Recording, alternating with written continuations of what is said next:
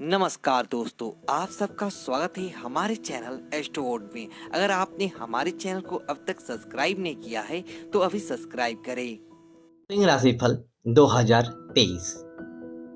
तो सिंह राशि वालों, शनिदेव वर्ष की शुरुआत में आपके छठे भाव में विराजमान है, लेकिन 17 जनवरी को आपके सप्तम भाव में प्रवेश कर जाएंगे। और सप्तम भाव में जब शनिदेव को दिग्बल प्राप्त होगा तो वो बहुत शक्तिशाली हो जाएंगे।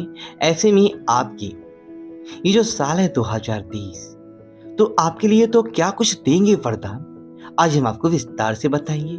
अब चलिए जानते हैं देवगुरु बृहस्पति के बारे में। देखिए, शुरुआत में आपके अष्टम भाव में है, तो आपके अंदर धार्मिकता यानी कि धर्म कार्य करने की चाहत ज्यादा होगी और सफलता तो मिलेगी, पर थोड़ा विलंब से। 22 अप्रैल 2023 को देवगुरु बृहस्पति आपके भाग्य भाव नवम भाव में प्रवेश करेंगे। और ये बृहस्पति का गोचर अचानक से बड़ा लाभ दिलाएगा, मान सम्मान बढ़ाएगा, भाग्य का जो साथ है वो आपको मिलने लगेगा। साथ ही देवगुरु की कृपा से लंबी दूरी की यात्रा की योग भी बनेंगे। लेकिन देवगुरु बृहस्पति राहु के साथ आएंगे तो गुरु चंडाल योग भी बन रहा है। अब इसका प्रभाव भी आपको मई से दिखेगा और इस योग के कारण आपके पिता के स्वास्थ्य में थोड़ी मुश्किलें दिखती है, तो यहाँ पर थोड़ा पिता के स्वास्थ्य का ध्यान रखिएगा। अब बात करते हैं अब राहु की। देखिए, 30 अक्टूबर को राहु आपकी अष्टम भाव में। अब ये गोचर बहुत उत्तम तो नहीं है, लेकिन जीवन में कुछ ऐसी घटनाएं आएगी जो आपके जीवन जीने का जो तरीका को ही बदल देगा। तो राहु के अष्टम भाव में आने से चोट चपेट दुर्घटना जैसी चीजों के प्रति आपको अगली कई 1.5 साल तक सावधान रहना होगा। हालांकि जो लोग विवाहित हैं, राहु उनको ससुराल पक्ष से सपोर्ट जरूर करवाएंगे। तो 2023 में अन्य से भी ग्रह समय समय पर परिवर्तन करेंगे और उसका असर भी आपके ऊपर पड़ता रहेगा। तो 2023 में ये 4 बड़े ग्रह आपके जीवन को पूरे तरीके से बदलेंगे। और क्या होगा, चलिए अब हम जानते हैं विस्तार से। तो 17 जनवरी के बाद जैसे ही सप्तम भाव में जब शनिदेव हैं वो प्रवेश करेंगे, तब यहाँ पर दिग्बल हो जाएंगे, तो क्या होगा ना, अत्यंत शक्तिशाली हो जाएंगे शनिदेव। और इसके परिणाम स्वरूप क्या होगा कि आप के जीवन में जो अगर आप व्यापारी हैं तो बड़ी सफलता का योग बनेगा। और दाम्पत्य जीवन हालांकि ठीक है, लेकिन कुछ चीजों को लेकर थोड़ा बहुत मानसिक तनाव हो सकता है, लेकिन आप इन चीजों को खुद पर हावी ना होने दें, क्योंकि ये समय आपको लाभ ज्यादा देगा और कष्ट कम देगा। तो पॉजिटिव तरीके से आप समय का फायदा आपको उठाना है। तो जनवरी के महीने में थोड़ा बहुत आर्थिक रूप से उतार चढ़ाव हो सकता है, लेकिन शत्रु विरोधी पर आप विजय प्राप्त करेंगे, यानी शत्रु विरोधी दबे रहेंगे। और अगर आपकी जैसे कि ऊपर कोई किसी भी तरीके का पुलिस केस मुकदमा है, तो जनवरी में ये फैसला आपके पक्ष में आता हुआ दिखेगा। अगर देखिए, दूसरी बात, फरवरी का जो महीना है ना, वो आपके लिए थोड़ा सा तनाव लेगा, क्योंकि सप्तम भाव में शनि और शुक्र एक साथ होंगे। अब ये समय ऐसा है कि आपको अपने पिता के स्वास्थ्य का भी ध्यान रखना है और पिता के साथ जो संबंध है उसका भी ख्याल रखना है, खासकर जो व्यापारी हैं। अब शुक्र शनि के साथ सप्तम भाव में है, तो थोड़ा सा व्यापारी वर्ग को भी अपने व्यापार पर नजरें बनाए रखना है, किसी पर जरूरत से ज्यादा भरोसा ना करें। मार्च के महीने में देखिए, पूजा पाठ धर्म कार्य ज्यादा होंगे। ससुराल पक्ष के लोगों के साथ आप शुभ मांगलिक कार्यक्रम में शामिल होते दिखेंगे। और इस समय आपका कोई राज बाहर न निकल आए, इसका भी ख्याल रखना है। तो राज की बात किसी से भी शेयर ना करें तो ज्यादा अच्छा है। अप्रैल की बात करते हैं। देखिए, ये महीना आपका अनुभव आपको सफलता दिलाने वाला रहेगा। तो भाग्य का साथ आपको मिल रहा है प्रबल रूप से, और भाग्य आपकी छोटे से छोटे काम को भी बहुत ज्यादा बढ़ा कर दिखाएगा, जिससे कि आप लोगों के नजरों में छा जाएंगे, आपका सम्मान बढ़ता दिखेगा। मई के महीने में करियर के मामलों में बड़ी सफलता मिलेगी। और सूर्य का 10वां भाव पर प्रभाव है, तो यकीनन आपके काम में मजबूती आएगी, आपका अधिकार बढ़ेगा, अधिकार क्षेत्र बढ़ेंगे, आपका रुतबा बढ़ेगा। और व्यापारी हैं तो सरकारी क्षेत्र से भी लाभ के योग बनते हुए नजर आएंगे। जून के महीने में आप जो भी प्रयास करेंगे खासकर सरकारी क्षेत्र में तो बड़ा धन लाभ होने के भी योग बन रही हैं।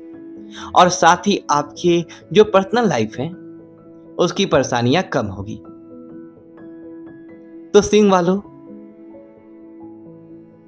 जुलाई, अगस्त, सितंबर, अक्टूबर, नवंबर, दिसंबर, ये 4 महीने क्या कुछ देंगे? इसके पहले 2 शब्द में जानते हैं आपका प्रेम जीवन कैसा रहेगा 2023 में। देखिए, सूर्य बुध ये 7 पंचम भाव में है वर्ष की शुरुआत में, तो बुद्धिमान व्यक्ति के रूप में परिभाषित करेंगे आप अपने लव को। उनकी बुद्धिमानी से आपको लाभ होगा। और बृहस्पति महाराज स्वयं अष्टम भाव में रहेंगे, तो 22 अप्रैल को बृहस्पति महाराज नवम भाग्य भाव में जाएंगे और उनकी दृष्टि पंचम भाव पे रहेगी। तो प्रेम संबंधी यहाँ से बढ़िया हो जाएगा, करवाहट दूर होगी, प्रेम बढ़ेगा।